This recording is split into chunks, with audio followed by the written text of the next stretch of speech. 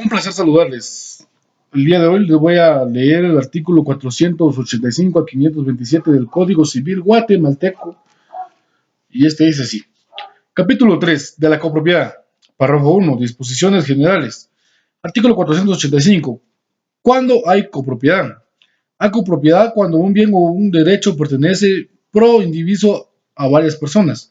A falta de contrato o disposición especial se regirá la copropiedad por las disposiciones del presente capítulo. Artículo 486. Cuotas de los partícipes. Las cuotas de los copartícipes se presumen iguales. El concurso de los comuneros, tanto en los beneficios como en las cargas de la comunidad, será proporcional a sus respectivas cuotas.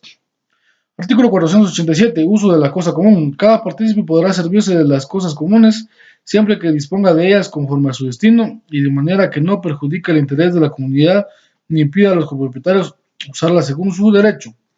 Artículo 488. Obligaciones de los comuneros. Cada partícipe debe contribuir a los gastos necesarios para la conservación de la cosa común, salvo la facultad de liberarse de esta obligación con la renuncia de la parte que le corresponde en el dominio. Artículo 489. Innovaciones.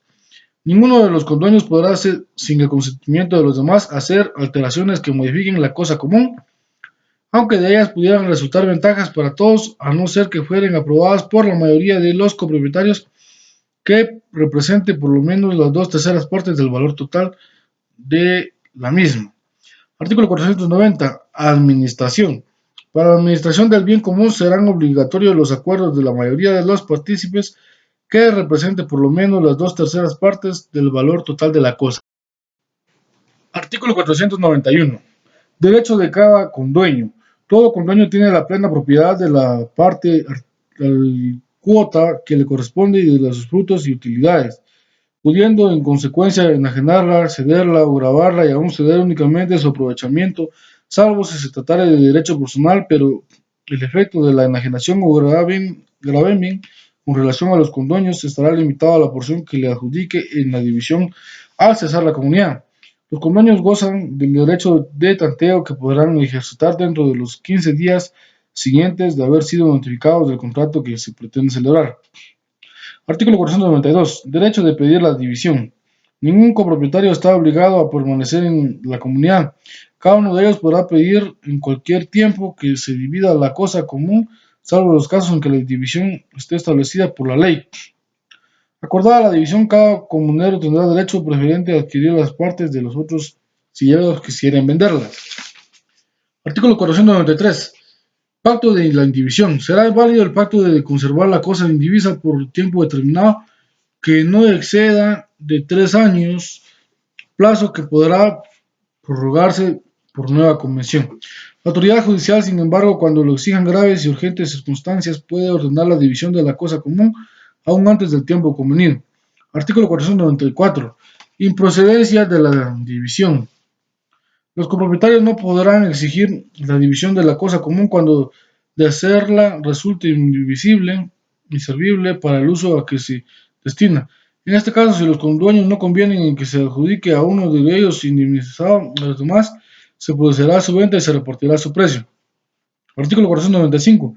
Deudas contraídas por un partícipe y por los comuneros. A las deudas contraídas en pro de la comunidad y durante ella, no obligados sino el condominio que lo contrajo, quien tendrá acción contra los otros para reembolso de lo que hubiere pagado. Si la deuda hubiera sido contraída por los comuneros colectivamente sin expresión de cuotas y sin haberse estipulado solidaridad, están obligados al acreedor por partes iguales, salvo el derecho de cada uno contra los otros para que se le abone lo que haya pagado de más respecto a la cuota que le corresponde. Artículo 496. Derecho de pedir el acotamiento de tierras. Cada uno de los comuneros en una tierra podrá pedir que se acote una parte proporcional a su cuota para explotarla con labores agrícolas. Si los demás comuneros se negaren a concederla, podrá acudir al juez local para que la resuelva. Otorgando la parcela, los gastos y los frutos de ella permanecerán exclusivamente al comunero que se le haya obtenido. Artículo 497. Sanciones por extracción de fondos. Cada comunero debe a la comunidad lo que saca indebidamente de ella, incluidos los intereses legales del dinero común que haya empleado en sus propias atenciones, y responderá también de cualquiera daños que haya causado en el bien común. Artículo 498. Derechos de tanteo. Si se hubiere de poner en la explotación todo o parte de la cosa común, cualquiera de los comuneros tendrá derecho preferente a ordenarla en igualdad de condiciones del que ofrezca la mejor propuesta. Si pidieron el arriendo dos o más comuneros y no lograron ponerse de acuerdo, será la adjudicación a todos ellos en proporción a su respectiva cuota en el condominio. Artículo 499. Derechos de los acreedores. Los acreedores de uno o más condueños tienen derecho para hacer, embargar y vender la porción correspondiente a sus deudores, pero sin dividir por ello la cosa común. Artículo 500. Aplicabilidad de las reglas de la participación de la herencia. Serán aplicables a la división entre los partícipes en la comunidad las reglas concernientes a la participación de la herencia. Los comuneros quedan recíprocamente obligados al saneamiento en proporción a la parte de cada uno. Artículo 501. Acreedores o cesionarios en la participación. Los acreedores o cesionarios de los partícipes podrán concurrir a la división de la cosa común y oponerse a que se verifique sin concurso,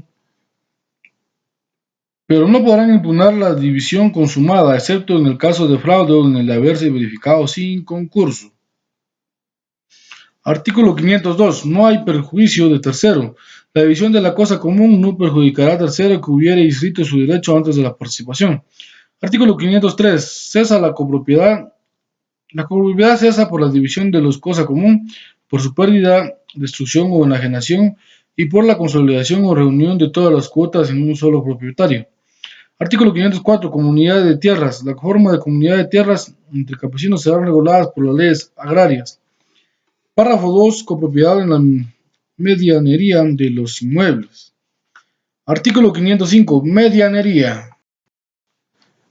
Hay copropiedad en una pared, foso o cerca que sirve de límite y separación de los propietarios contiguos y mientras no haya prueba o signo exterior que demuestre lo contrario se presume. 1. En las paredes divisorias de los edificios contiguos hasta el punto común de elevación. 2. En las paredes divisorias de los jardines o corrales situados en el poblado o en el campo. Y 3. En las cercas, vallados y setos vivos que dividen los predios rústicos. Artículo 506. Signo de contrario a la medianería. Hay signo contrario a la medianería cuando hay ventajas o huecos abiertos en las paredes divisorias de los edificios, cuando conocidamente toda la pared, vallado o setas están construidos sobre el terreno de una de las fincas y no por mitad entre uno y otro las dos contiguas, cuando la pared soporta las cargas de carreteras, pisos y armaduras de una de las posesiones y no de la contigua, cuando la pared divisoria entre patios, jardines y otras heredades están construidas de modo que la albardilla cae hacia una sola de las propiedades, cuando la pared divisoria construida en mampostería presenta piedras llamadas pasaderas que se distancian salen de la superficie solo por un lado de la pared y no por el otro, cuando la pared fuere divisoria entre un edificio del cual forma parte y un jardín, campo, corral o sitio sin edificio, cuando una pared con una heredad se halle cerrada o defendida por vallados, cerca o setos vivos y las contiguas no lo estén. Cuando la cerca que cierra completamente una heredad es de distinta especie de la que tiene la vecina a sus lados contiguos a la primera y cuando en las cercas de alambre de cualquier clase el alambre esté clavado en los postes o setos vivos que lo sostienen solamente del lado de una heredad y no del lado de la heredad contigua. Artículo 507. Presunción en contra de la medianería. En general se presume que en los casos señalados en el artículo anterior, la propiedad de las paredes, cercas, vallados o setos pertenecen exclusivamente al dueño de la finca o heredad que tiene a su favor aquellos signos exteriores. Artículo 508. Árboles medianeros. Los árboles que crecen en el seto medianero se reputan comunes y cada uno de los propietarios tiene derecho a pedir que sean cortados probando que de algún modo le dañan, pero si tuviera de lindero o forma parte de una cerca, no deben cortarse ni sustituirse, sino de común acuerdo. Artículo 509. Presunción en cuanto a zanjas. Las zanjas o cerquías abiertas entre las heredades se presumen también medianeras si no hay un título o signo que demuestre lo contrario. Artículo 510. Presunción en cuanto a la tierra sacada de la zanja. Hay signo contrario en la medianería cuando la tierra obrosa sacada de la zanja o acequia para abrirla o limpiarla se halla solo de un lado. En este caso se presume que la propiedad de la zanja o acequia es exclusivamente del dueño de la heredad que tiene a su favor este signo exterior. Artículo 511. Cesa la presunción anterior. La presunción que establece el anterior artículo cesa cuando la inclinación del terreno obliga a echar la tierra de un solo lado. Artículo 512. Obligaciones de los condueños. Los dueños de los predios están obligados a cuidar de que no se deterioren la pared, cerca, zanja o seto medianeros y si por el hecho propio de alguno de sus dependientes o animales se deterioren, deben reponerles pagando los daños y perjuicios que se hubieran causado. Artículo 513. Reparación y mantenimiento de construcciones medianeras. La reparación y reconstrucción de las paredes medianeras y el mantenimiento de los vallados cerca de setos vivos, zanjas, acequias, ceras, también medianeros se costearán proporcionalmente por todos los dueños que tengan a su favor esta medianería. Artículo 514. Renuncia de la medianería. El propietario de un edificio que se apoya en una pared medianera cuenta puede derribarlo, renunciar o no a la medianería. En el primer caso se dan de su cuenta todos los gastos necesarios para evitar o reparar los daños que causen la demolición. En el segundo, además de esta obligación, queda sujeto a lo que imponen los artículos 502 y 513. Artículo 515. Contrato para adquirir la medianería. El propietario de una finca contigua a una pared divisoria no medianera solo se puede darle este carácter en todo o en parte por contrato con el dueño de ella. Artículo 516. Derechos de alzar la pared medianera. Todo propietario puede alzar la pared medianera haciendo sus expensas e indemnizando de los perjuicios que se ocasionaren por la obra, aunque sean temporales.